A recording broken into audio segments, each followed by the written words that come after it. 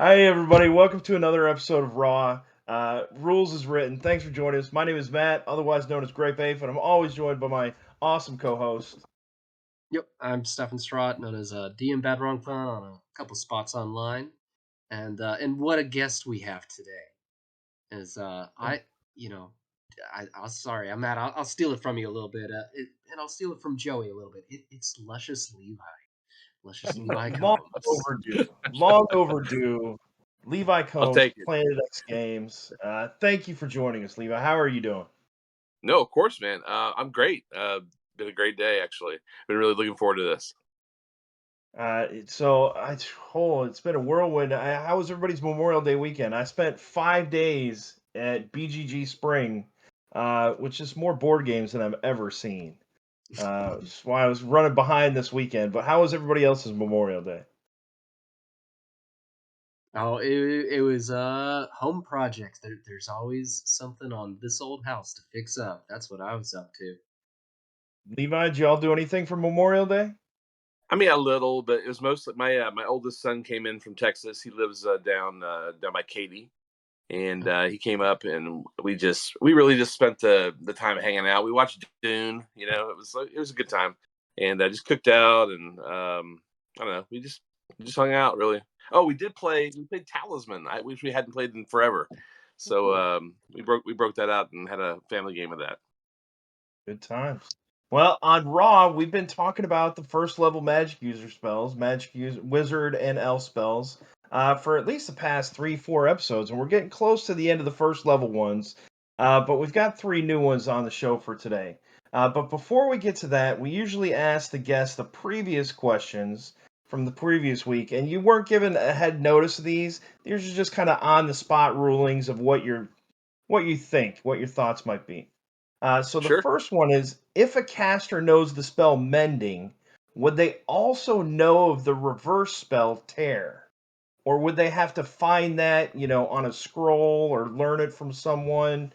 Uh, or would just mechanical knowledge of Mending give them mechanical knowledge of Tear?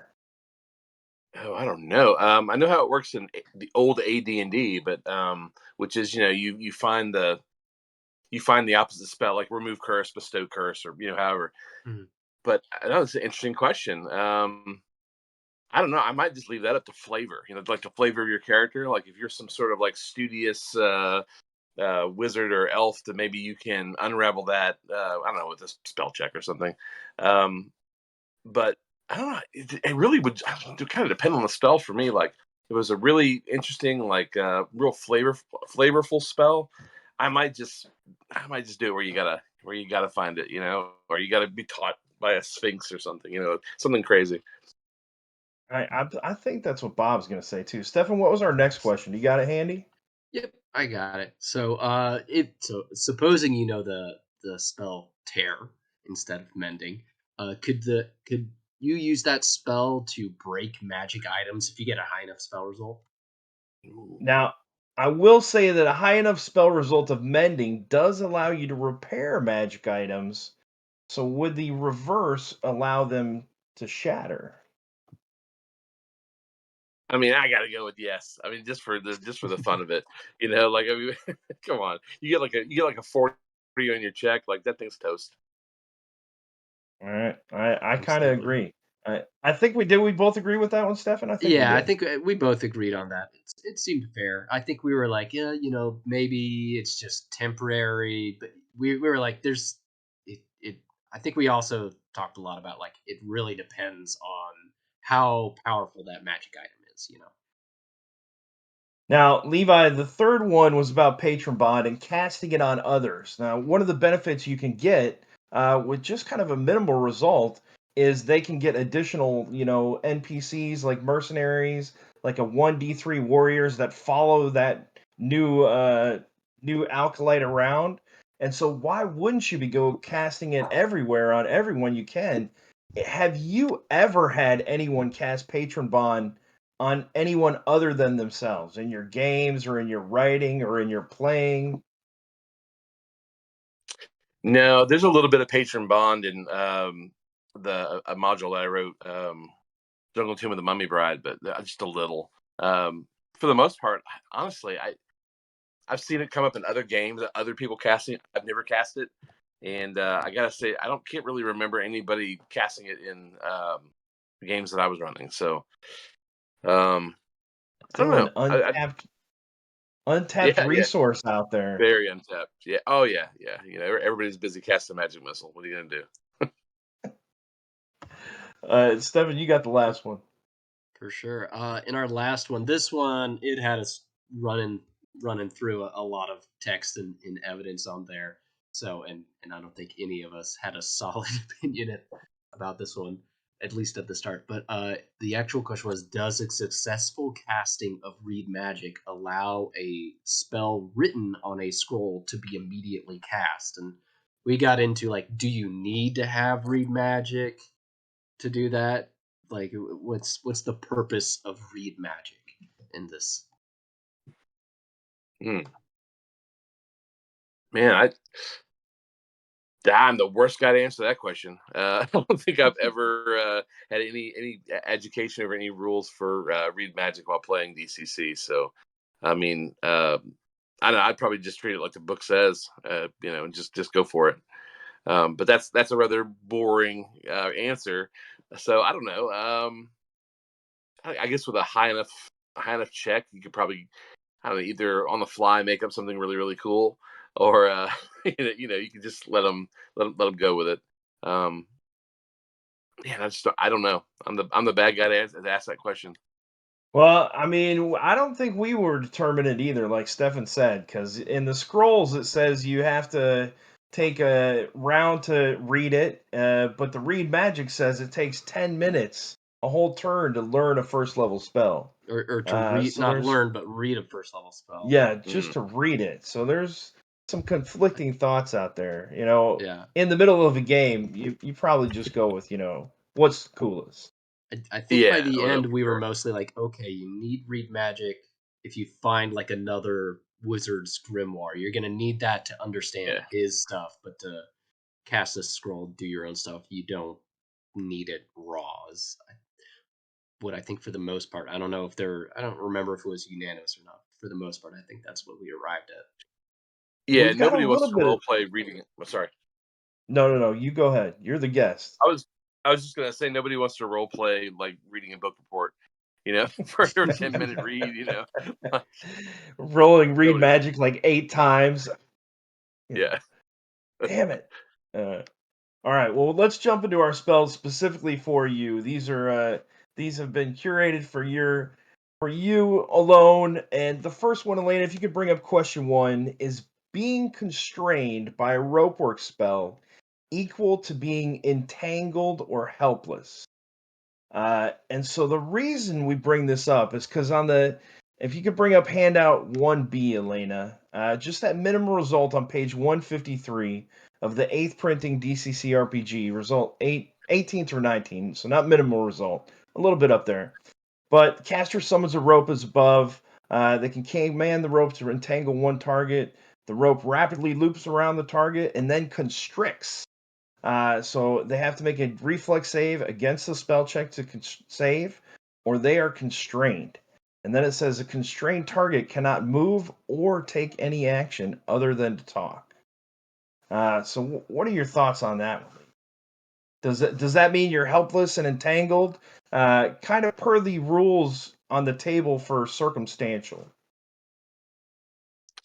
I mean, it kind of spells it out. I don't know that I would educate it that way, or be like, "Oh, you're absolutely held." But I mean, high level spell checks are there for a reason, or the results are there for a reason.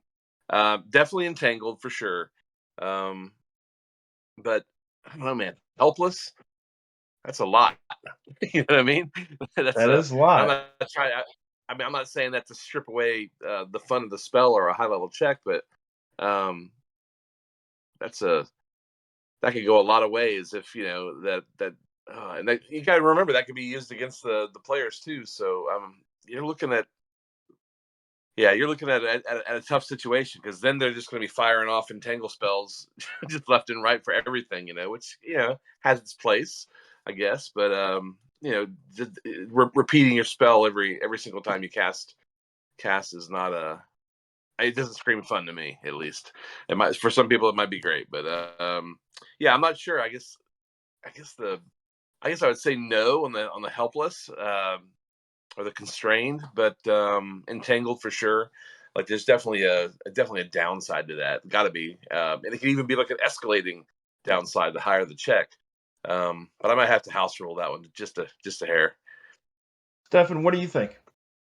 Yeah, when I've done it, and sometimes it has been like, oh man, you roped up my bad guy with like a spell check at 28, so that's what I gotta try to beat so that my bad guy can do much. Yeah, I'm making it so they can't move, just talk like it says. But if they're a spellcaster, I'm going, but they can still cast spells just at like -1d. They're using a d16 now, so that's what I do. But yeah, they can't really do anything, and hope if it's a high level thing, they probably can't break out except on a nat 20, basically. So hopefully there's a henchman around who can cut the rope instead, because that Well, rope is still rope, even that if is a it's a very good point. summoned rope. So let's get into a little bit. Elena, if you could bring up handout 1A, this is the definition of the spell. On page 153, the caster summons a rope from nowhere, commands it to do their bidding. The rope can be used to entangle foes, climb walls, cross ravines, lift friends or enemies, shape itself into writing, or do other amazing things. Unlike other spells, casting Ropework allows the caster to choose any result at or below the spell check. So today we've got two kind of spells that people groan about when they get them in their repertoire, like rope work. But rope work does have a little bit of its place. Ropework is And good in DCC. Yeah. like Levi Oh, yeah. said, if you cast it like Magic Missile over and over, entangling people, I mean, you only need that 18 to 19 result. And in the description of the spell, it says a constrained target cannot move or take any action other than to talk. So the reason I bring that up is because if we go to page 78, and Elena, if you could bring up handout 1C for us, table 4.1, the attack roll modifiers for circumstantial conditions. If the attacker is entangled in a net or otherwise, they can still act at -1d, like Stefan said. So Levi, if they can, would you let them act at -1d if they were constrained? Because constrained is kind of a separate thing. You've got entangled, constrained, and then helpless. I feel like constrained is somewhere in the middle. What do you think?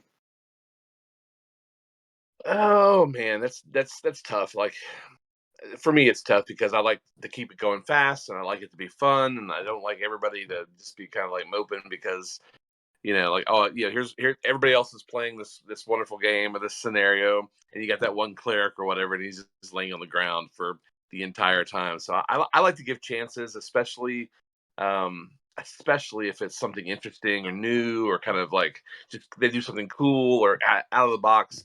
I'll let things really slide when those kind of things come. I'm kind of a I don't know, kind of a generous DM or whatever or judge when those things happen.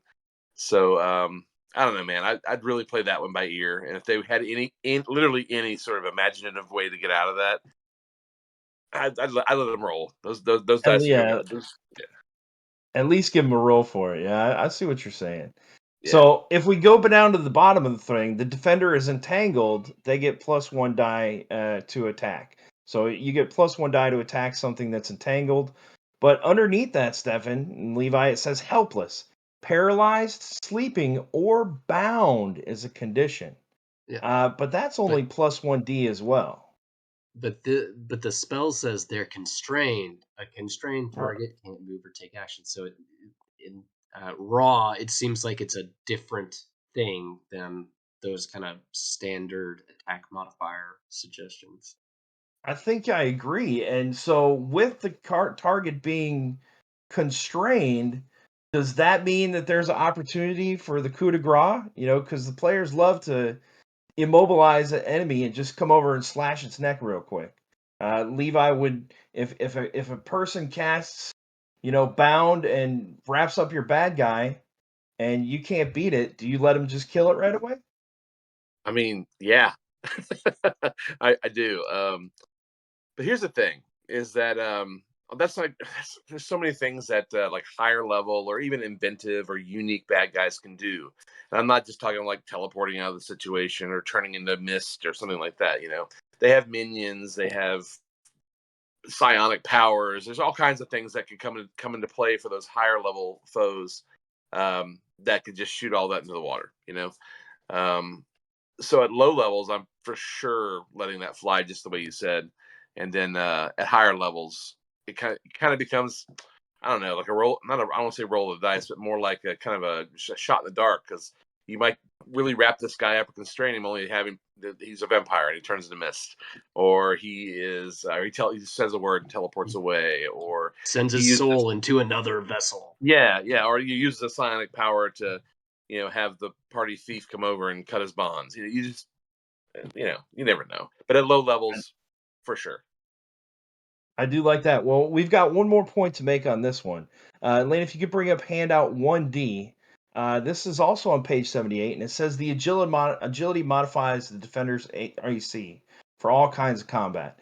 And then if you go down a little bit, it says if the character is balancing on a pillar, climbing a wall, bound in rope, or otherwise constrained, not used in the same context as the spell, but still constrained, the defender is not agile enough to receive the bonus from their agility modifier. So, Stefan, Levi, if we wrap up a particularly agile enemy that has a reflex save bonus of +3, is there a case to be made that that's a -3 to that creature's AC? Because we can hit the soft spot of the belly or something? Uh, yeah, I think you can make that case that if they're doing that, it's just going to be a flat roll since you're denying the agility modifier. There's a case to be made there.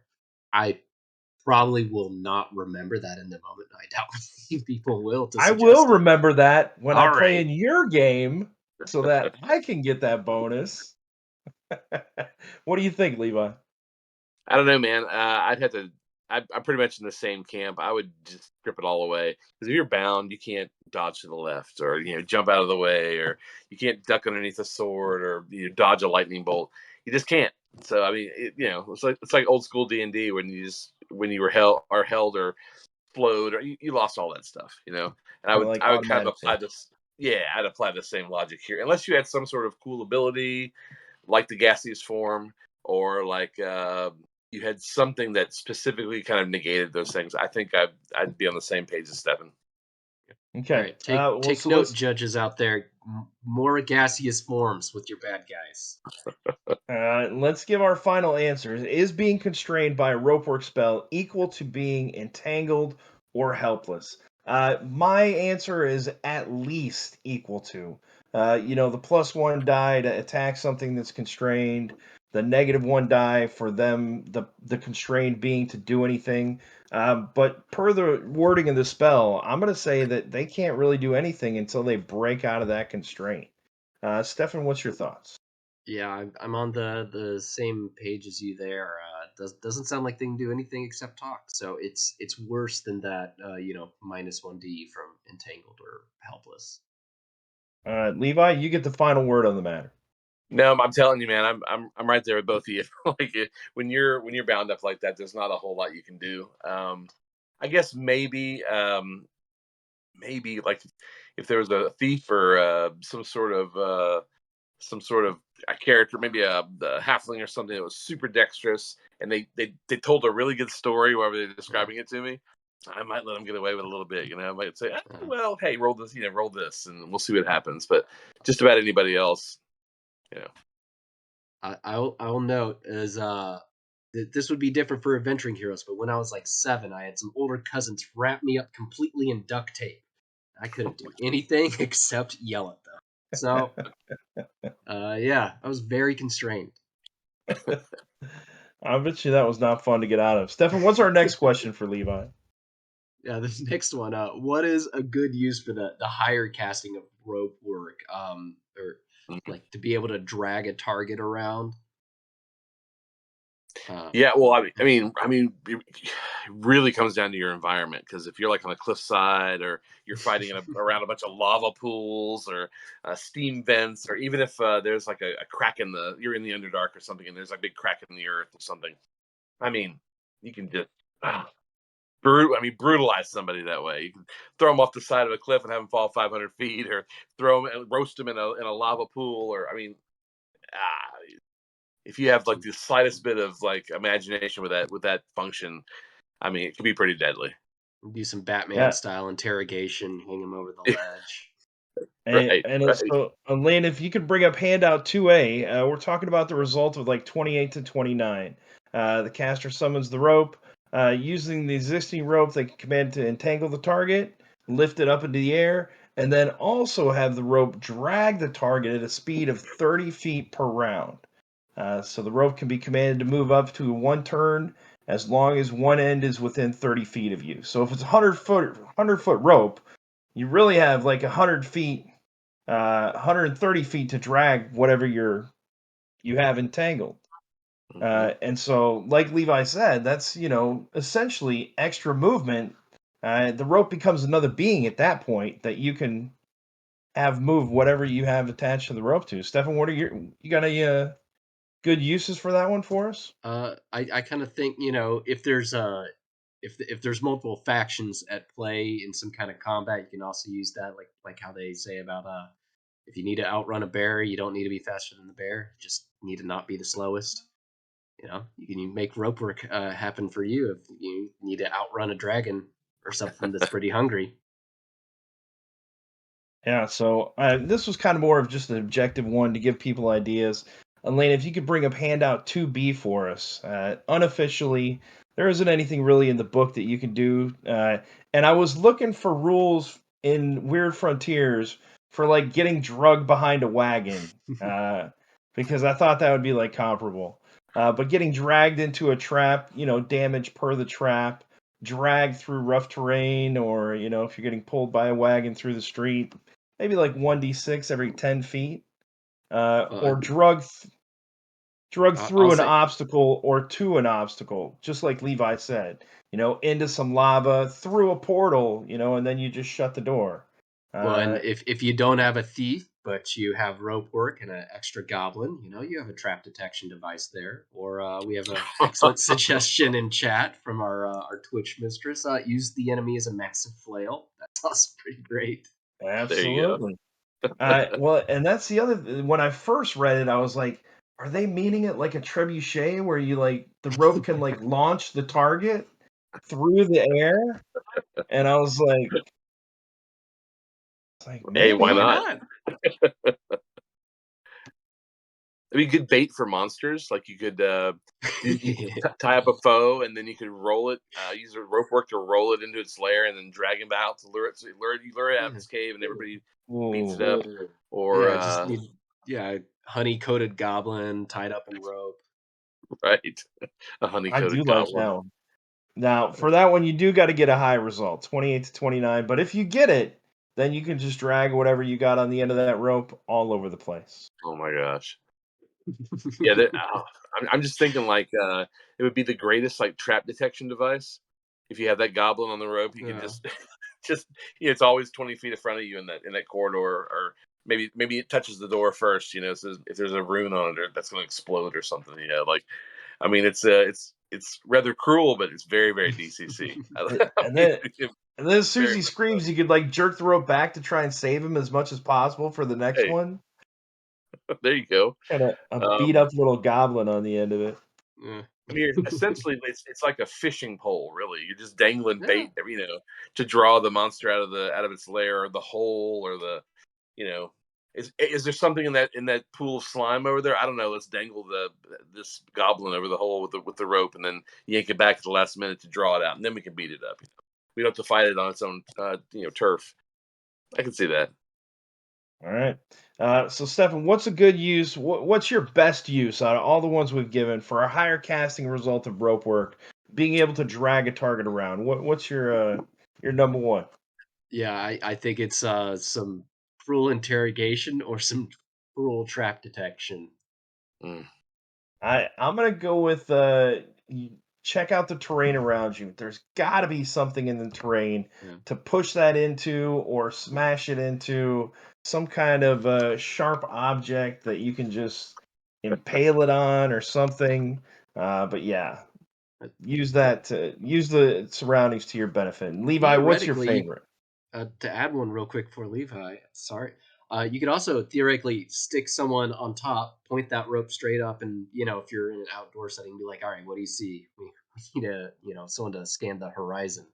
That's a Yeah, great idea. really good, actually. Yeah. Oh yeah. Man, I don't know. I think so like magic portals or like shimmering doors or anything that has like there's something like going on. There's you're gonna go to a different plane or you're gonna get zapped by a rune or something. Um, you can always just use this poor goblin as just over and over your trap detector. You know, you can slither it down the hallway if there's any pits it's going to fall through, if there's any deadfalls, like, whatever. Um, but especially if you can immobilize and put something with a lot of hit points on the end, you can just use it over and over and over, and basically go through the whole dungeon. That way. It reminds me years and years ago playing a game where a druid, he was in a dungeon, he's one party member, and he uses we couldn't figure out where the traps were in this giant room, so he just summons like 40 like antelopes or something, and has them stampede across the room, and it shows us where all the holes are, and we just kind of went around everything. We lost some antelopes, but hey, it happens. Yeah, a couple made it through because Yeah, of course. uh, But we were able to see the way clear because he had summoned these antelopes to storm this giant hall. So good Stefan, times. how tall is the ceiling in Doom of the Savage Kings? Uh, Uh in Doom of the Savage Kings? You do mean you you mean in remember the dome? the Uh, dome? I mean I think you could get to in the dungeon. I think you get to the top of it with rope work. And and that's what I'm saying, man. That I love yeah, that idea. Of sending the scout up there on that rope and just moving him around like a hot air balloon. All right, there you go. we're already halfway done. Levi, this show goes quick once we start talking about RPGs. But our third question, Lane, if you could bring up question 3. Is the spell Runic Alphabet Mortal underrated? Because I rarely see people ever use this spell. And then, so kind of a follow up after we decide what are good examples for its use. So, firstly, do you think it's underrated, or do you think it's a worthless spell? From my reading of the spell, I don't think it's worthless at all. But there's got to go a little bit of planning has got to go into it. You're probably going to see it more on the DM side, I think, rather than it's going to be on the player side. Although you could certainly do that, but with all the effects you get from those runes, like there's so much stuff. There was so yeah. many different effects there.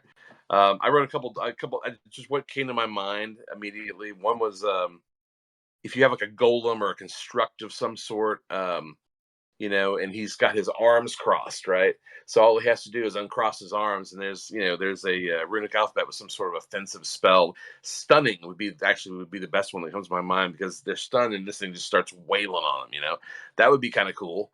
That's a kind of a dirty trick, but I'm all about dirty That tricks. would I be kind of like very it. cool. Yeah, Mhm. Yeah, I mean, just boom. absolutely.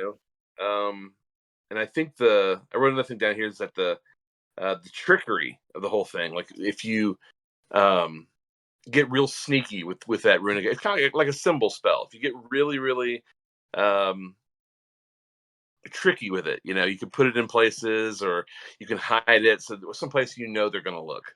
Then they're going to, especially if it's something like some sort of effect that holds or paralyzes somebody, but they're standing in like waist high water when they see it. You got to make a rule there. They're going to tip over and drown because they can't stand back up. It could get deadly really, really quick, I think. Um, I think the old trick of like having a book laying face down and they pick it up and see what it is. Boom, there's the offensive rune. Or Um, they always open the page to see what's inside. They're of always course, like, what kind of book is it? what really kind of struck me about that spell because I hadn't really read that much into it until right before this was that it's a utility spell in some ways, but it's also like this kind of versatile offensive spell too. Especially if like there's creatures that have immunity or they're not affected by some stuff. But hey, here you got all these different results that you could throw in there. So I don't know.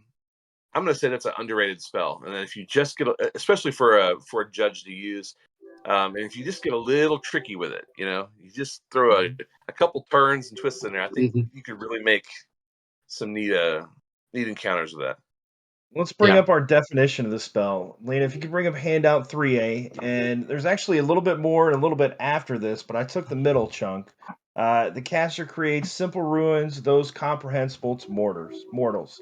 So definitely something you can see and read, because that's mostly how it's triggered. They have to have rare materials that have to be purchased ahead of time, 50 gold per ruin, and the spell check is made determining which energies are imbued into the ruin. The caster can choose one at or below. So another spell that you can choose your result, which is kind of nice. Um, Something I've never seen done is the -2 to cast it in midair, the -4 to trace it invisibly, or the -8 to write it on there permanently. So you could, if you've got it on a shield, you can put it on there forever if you can get a success with a -8. But Stefan, underrated or completely worthless spell? What are your thoughts? I think underrated. Like the default mindset is like I think that it's like very situational, like the Adventure Dungeon Siege, where you're like basically in one room and waves of guys come at you. Like it'd be great for that adventure. Or if you're in like the Dark Tower, this big dungeon where you're probably going to be sleeping in some part of it at some point, or you need to hide for a while to give yourself a breather. Cast Runic Alphabet on the doorway or something like that. That's kind of where you first go. But you know, Levi mentioned earlier, putting it on a book, that's face down. Why can't you put it on a book and you set it to like be gazed upon? Stick a little bookmark in there. You just carry that book around. Whenever someone gets too close to you, just open the book. They gaze upon it, they trigger it. You can like with a little prep work, you can have like a bookmark for a whole bunch of nasty stuff. Mm-hmm. You could also combine it with a little dungeon fishing with your goblin on a rope. You know, entice some creature to come out the door. If there's a creature in the next room, but they don't know you're there yet, you take 10 minutes, you make a little room, and you trick them to come out and trigger that magic rune. So it's one that requires, more planning than like flaming hands, but it can be really, really useful and completely change, a like what might have been a planned combat out there. Mm-hmm. All right. So I'm gonna test our creativity here. So what are good examples for its use? Elena, if you could bring up handout 3B, this is page 154, and it's the results from 12 to 32. I'm just gonna call them out real quick, and then we're gonna say a couple examples. So the first one's gonna be alarm. A loud alarm sounds when the target object is disturbed. Alternatively, the alarm can just be mental and notify the caster with no audible sound. But I think if something's chasing you, and you drop that ruin, or you're running or casting and put it on a tree, or even in midair at -2, and the thing following you hits that point and a loud alarm goes off, I'm gonna at least make it, maybe a will save to see if its concentration is broke. Levi, do you got another example for alarm? For alarm, man, I mean, you could always put an alarm on your like your bag that holds your treasure. Especially if, like you're in like a Lankmar thing. You're doing a Lankmar adventure, and you have some sort of really important item or a map or something you don't want stolen because it's the crux of the adventure. Then yeah, maybe put that spell on there with a little bit of an alarm, just so that you get a chance for it not to be stolen. Absolutely. Stefan, Yeah. do you got one? Yeah, if you gotta, sleep in some corner of the dungeon because it's been a rough day, set an alarm. No one has to keep watch then. The alarm's there. Though Or I suppose someone could still beat the will save when they pass over it and not trigger it, but you know. Absolutely. Or if evil wizard has cast sleep on half your party, and an alarm, if it's a normal sleep, will wake them all up like that. Oh, And nice. and then you don't have to go touching everybody. All right. So our next result is message. This one's a little more difficult. Stefan, you got one for message? Good use for it. Yeah, I'm kind of stealing Levi's from a moment ago, but hey, if you don't want something to be stolen, set a predetermined message on it, and your message can be like, "I'm being stolen." So Thinking like I'm thinking like if you're in a combat or something, and there's a message that says, "Hey, over here," or "I'm gonna kill you." Something always looks look at the whenever sun. you It's shouted so at. no way bigger pie. You gotta stop. Okay. Mhm. Go a little bit away. Sorry. No, A you're little. good. You're good. So like whenever the message goes out, someone always looks, and so if they're distracted in that moment, maybe get a little bonus to hit them. Levi, do you got one for message? Oh, I don't know. It'd be kind of cool to put the message on like a little paper airplane in over the Mhm. over the wall and into your friend's where he's being held prisoner. He picks it up in the cell and looks at it. He knows to stay away from the wall because you're about to fireball Yeah. everybody or something. It could be anything. Yeah, The another people of the thought you pit, could go or ahead. you got to go around the big ledge right there. If you find, watch out for this step right here. There you go. Uh, Perfect. It could also one. be just a complete lie. If someone you put it on the front of your spell book, some hooligan opens it, and the predetermined message is cursed. You know, All right. they're gonna think twice at very least.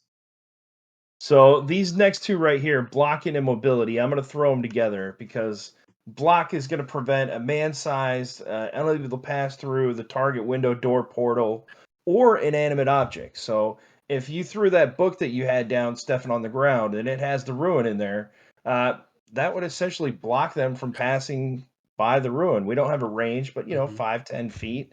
Immobility, like Levi said, is going to completely seize a target up. So these are both great ones to use in a dungeon confined space, cast in the air, and just boom. It's almost like a magic shield because they wouldn't be able to go through it. Levi, what are your thoughts? That immobility one is a really good. That's a really good one. You could combine that with like a dungeon terrain feature, like the water I mentioned, like a foot of water, or like the turn of the stairs as they go around a tower. But it's a sheer drop on one side. You could really use that at just the right appropriate time, or leave it in the air so they walk into it or touch it or whatever to really make something that make low level spell suddenly super deadly. Because if you walk into it and you get paralyzed for a round or whatever, and you go plummeting up, paralyzed not a big deal, but you're plummeting the whatever 75 feet because you're so high, and the passageways or the stairs are like this wide. The same with like cliffs and anything like that. Yeah, it just depending on your terrain, and I think players, judges, they can get really super creative with that spell and Mhm. can come up with some really interesting results. You could Stefan, put what about? I was gonna say in mobility, you can put a magic ring at the bottom of a lake, a nice clear lake, so that you can see it, and someone goes try to get it. And they're gonna keep trying. Are they gonna keep trying to get the magic ring, but they can't move it, and they're running out of air? Yeah, that's a nasty That's one. a All that's right. even better one. That's good. So for the rest, we're only going to do one person gets examples because we're going to run out of time. So I'm going to take veracity. Veracity is to tell the truth. At the beginning of almost every single module, you've got an opportunity to gather information, talk to the locals, to find out what happened to this guy's peg leg that he's wandering around with in the Shipbreaker Shoals. Uh, so if you cast this veracity with a 24 to 27, as long as they're within sight of the ruin, they can't lie, and you can get some of those great information gathering techniques What's the one where they put the chopped up body in the wine? Sir Brandolin Red, and you're Yeah. talking to all the family members. Oh, that would be a great ruin for this. Mhm. Uh, Levi, forgetfulness. What about the forgetfulness ruin? What would be a good usage of that? Now, at a high enough level, that strips spells from a caster's memory. Yeah, Yeah, I mean, the it's forget like spell itself. Yeah, In this yeah, one, it says forget viewing target object. Forget that it exists the moment their attention is removed from it. right. Yeah. okay, So the forget spell, because there is I think it's cleric level spell. Yeah, Forget it's maybe. higher up. That has more effects. Yeah, but But this yeah. one forgets something that they have knowledge of, like an object. Oh man, classic misdirection. So like they go through a secret door, the door closes behind them, but then they step on one of these runes. They don't even know where they're at anymore because all of a sudden there's just a wall behind them now. Or I don't know how powerful the forgetfulness gets, but like you can use all the same tropes that you would with like memory moss in D&D, or I mean, just robbing spells or the knowledge. Like, so suppose one of the players has a oh, I don't know, a wand that is just decimating, all your low level guys. He's just that's all they're doing is walking through the dungeon. All right, we lightning bolt that room, kill everything. We fireball this room, kill everything, and they're not doing anything else but like zapping everything with this stupid wand.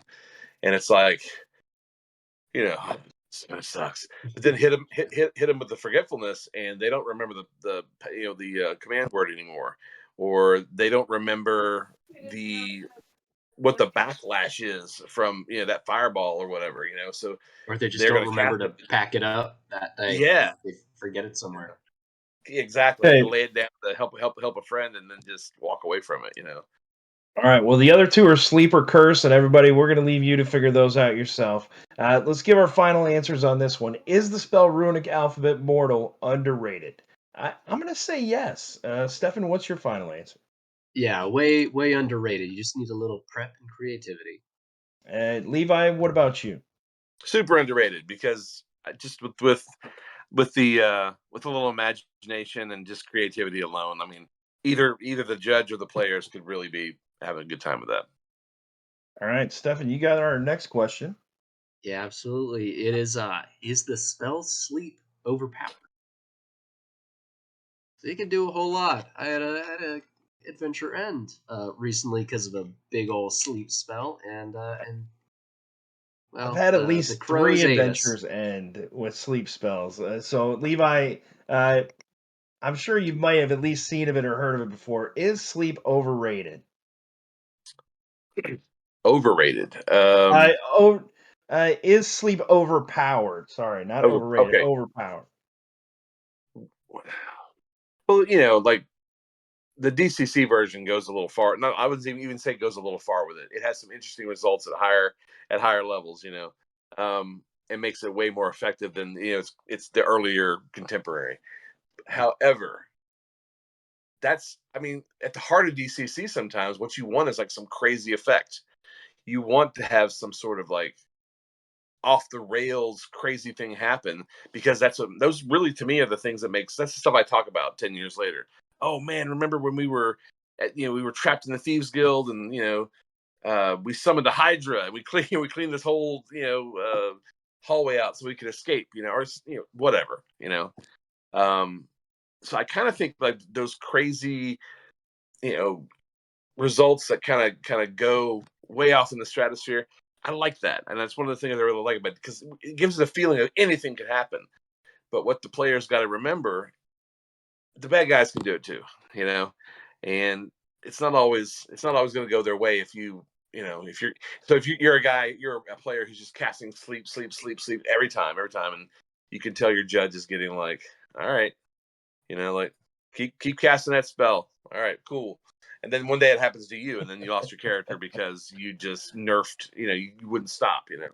Or I don't know. There's always somebody who does something better. Or can make an improvement on something. Some lich who's been sitting on a version of that spell for 1,000 years, or somebody finds it in a book, or was told the secret by a demon or a devil or something, and oh, now I know. So let's check it out. Let's look at our handout. Handout 4A, page 155 and 156 are the sleep spell. The definition is the caster lulls a target into a deep sound sleep. A minimal result of only 12 or 13 is one target. Elaine, if you could bring up handout 4B, please. One target in range must make it save or fall asleep for 1d6 turns. So that's at least 10 minutes on the minimal result. It is a normal sleep, so they can be woken up by shaking, pain, I would say. I hadn't even really thought of this, but maybe like the sounds of battle and fighting, because we usually think circumstantially that they fall asleep and the sounds of the combat still are going on. I'm kind of considering they might wake up now. But then a caster must specify an interrupt condition which automatically awakens the target. Smelling a rose, kissed by a prince, or hearing a clock strike midnight. The caster must possess the material components related to the interruption spell. And Stefan, before I ask you if it's overrated, overpowered or not, handout 4C, Elena, if you could bring that up. The only thing that can stop this power of a pet spell is a will save versus the spell check.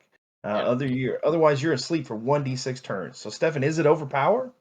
I mean, it's really powerful. I don't know that it's overpowered. I mean, the high level spell effects are pretty wild for a whole lot of spells. But I know like Brendan has gone on record saying like, yeah, sleep in X-Prob won't work because you put the entire stadium to sleep with a high level casting. So I don't know how it's going to work. I don't have a preview of the rules there, but if sleep is in there, I'm sure it's in a very different form, or capped or something like that. But so it's really powerful. That's what I got to say about it. Yeah. It is really powerful. So let's give our final answers so we can get to the next one because there might be a limit on its power. But is the spell sleep overpowered? And the reason, like Levi said, I've had the 32 plus because that wizard waits for the end. Well of the Worm had happened. Another game. I think I've had at least 2 or 3 times where that 32 max has been released. And the people are still talking about that amazing results. But it put the monster to sleep, the town next door, all their friends, and they couldn't climb out of the Well of the Worm, and they ended up dying there. So I don't know. Is it That's how it goes. overpowered? I'm gonna say no, just because the power is supposed to be there, the fluctuations in DCC, but it is very powerful. Uh, Levi, what's your final answer? Is the spell sleep overpowered in DCC? I'm going to say almost.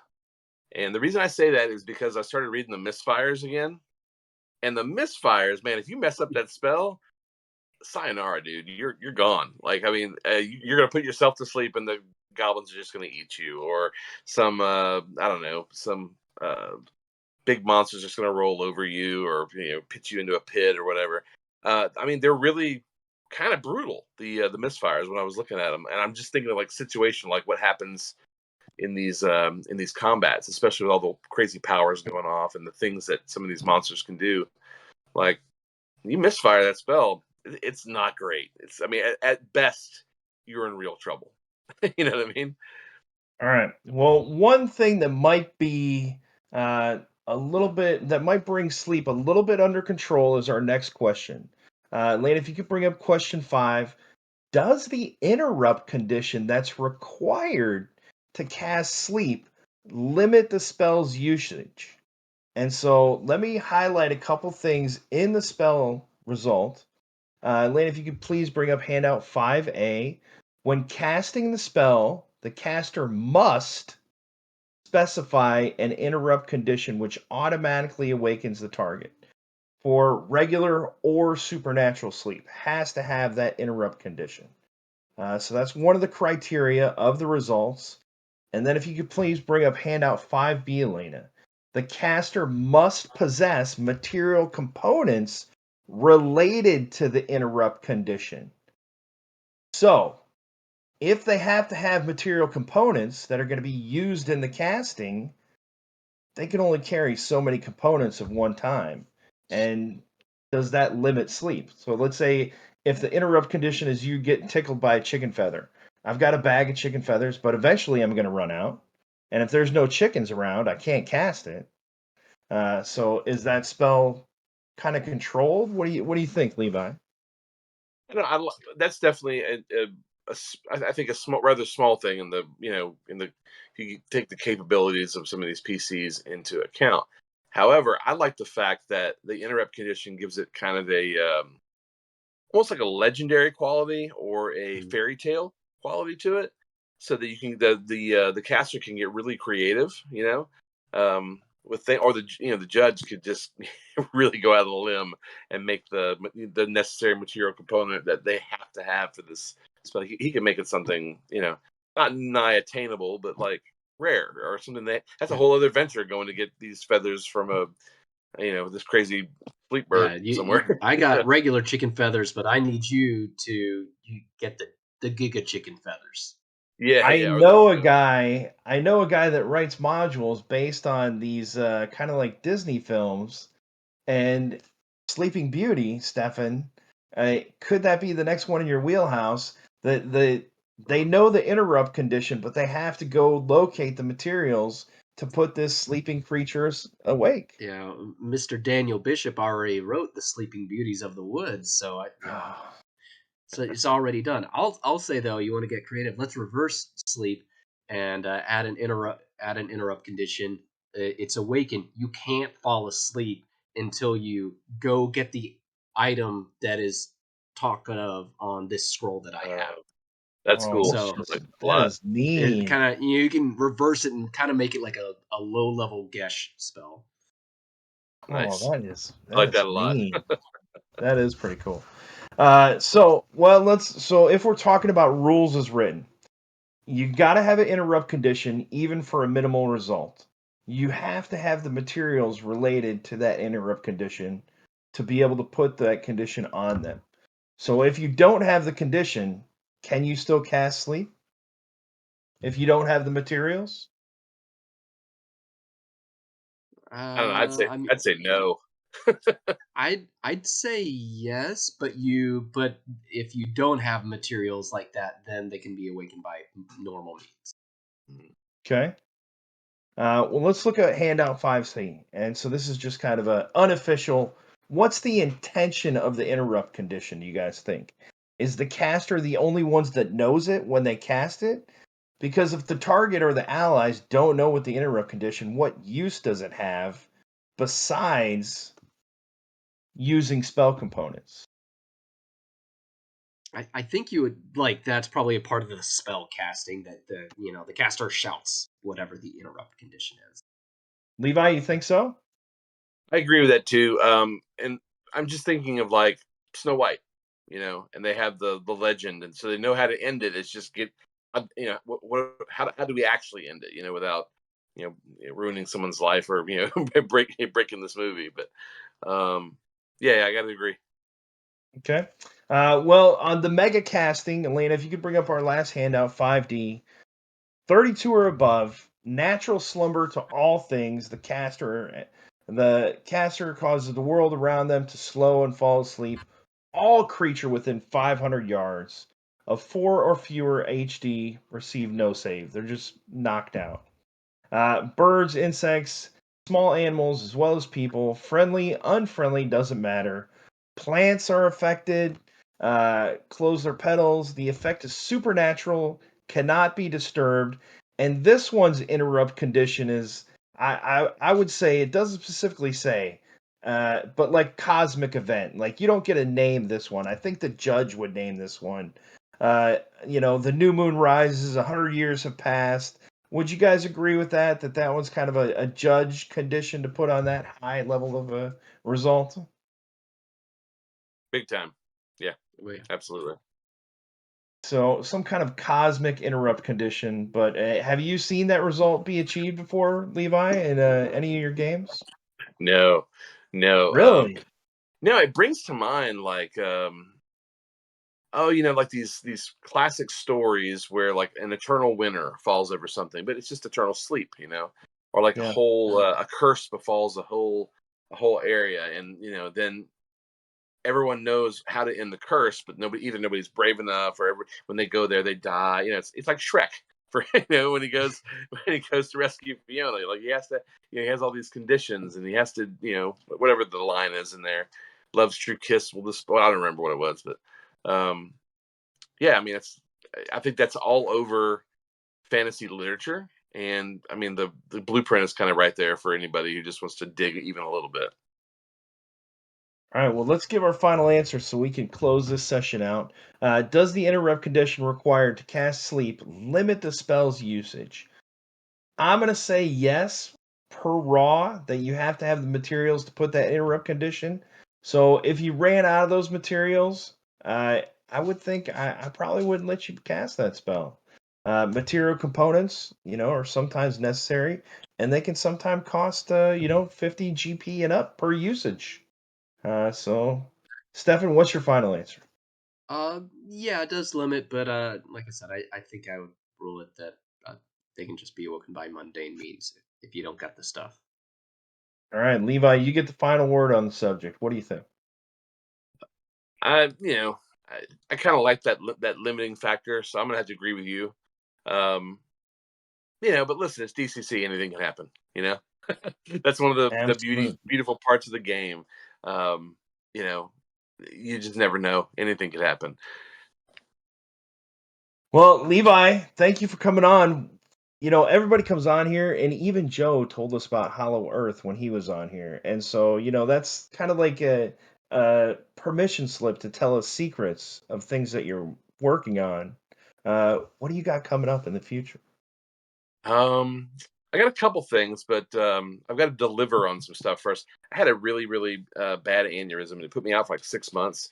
So I had a couple projects that were due on Kickstarter before I had this aneurysm, and then I'm just, you can't think, you can't work, you can't just, nothing. But I've been coming out of it now for like the last like 3-4 weeks, and I've been back to working and creating. So those things are coming out. Those things are going. I guess the next really cool thing that's going to be coming out, at least to me, is it's my first kind of like delve into a magazine, and it's a horror RPG magazine. And I got together with Joey. I got together with just a ton of friends: Jeremy Schumann, Ben Grimes, just a ton of folks. And we really put together something special. Like I really, really like what came out the other end of this jam session with my horror buddies, who all play RPG. Yeah, like Are you bringing Fangora back? no, it's not so much centered around movies. It's definitely an RPG horror thing, but it's also a little tongue in cheek. And if you check my social media, you'll see a ton of previews of it. It's called Reverend Werewolves. I'm sorry, again, the aneurysm in my head. I can't remember half the things I talk about. But just look up Reverend Werewolf. How about that? And you'll see this zine. Fantastic art by Cheese Hasselberger, Lawrence Hernandez, and a couple other folks. Just, it's one of the things that I've created with my friends out of love and friendship. And I'm really proud of it. It came out so good. Reverend Werewolf's Old Timey Monster Mania Family Hour. How couldn't you remember that? That's it. All right. Well, Stefan, post a link in the chat if you got that. I don't have it on hand right. Well, okay. Well, technology you guys things, know but how to find it. That was a Kickstarter Levi did sometime last year, and Assault on Witchgate 13. So, yep. But so if you guys are waiting for the better, Kickstarters, and the be DCC patient. community, if you got plenty of folks that'll help out. Oh, and again, I've never failed to deliver anything. Very true. Or otherwise. So it's coming. I got sick. So yeah, it's coming. Finds a way to get in the way. So where can everybody find Planet X Games, Exalted Funeral? Yeah, Exalted Funeral's a spot. They carry all my stuff. I sell my stuff at cons, and then if people drop me a message, I'll look at my stock and say, "Oh yeah, I got one of those. Here's this minimal shipping, boom." But I really prefer everybody to buy from Exalted Funeral. One, because they're an awesome company. They have treated me so well. They are such good people, and they really, really, really support independent. Again, independent creators. Yeah, they're super huge and about the nicest people you'll ever meet. So, and they don't upcharge anything. It arrives fast. They're good folks. But if you see me at a con, great. Drop me a message, and if I don't give you a link to go to Exalted Funeral, maybe I'll ship you something. But they've got all my stuff. Okay. Well, thanks for coming on, Levi. Our next show is going to be June 11th. We're going to try and get the Reverend Joey Royale back on here. So put a bug in his ear. And then the weekend after that, the couple weeks after that, will be Bob Brinkman. But that's going to be it for tonight. Thank you very much for joining us as a guest. Steph, you got anything closing comments? Well, I got my little Kickstarter. Big Trouble for a Little Blood. Folks like some Weird Frontiers or Visitors Great name. Fairhaven if they like some WHPA. And that's got like 40 hours left on Kickstarter. So go check that out. Back it now. Wait, Only a little time left. You have a WHPA adventure out? There is an adventure in there, and there's a bunch of D66 tables. I'm literally leaving here, and I'm going to go order that because I love WHPA. It's the best. I think it's the best role-playing game since DCC. Honestly, it's really, really tight. It's so much fun. It's super fun. I'll shoot you a link, but there's also a link in the chat. All right. Well, thanks everybody. All the people at BGG Spring this past weekend. It was great meeting you guys. We'll see you in 2 weeks. Take care, everyone.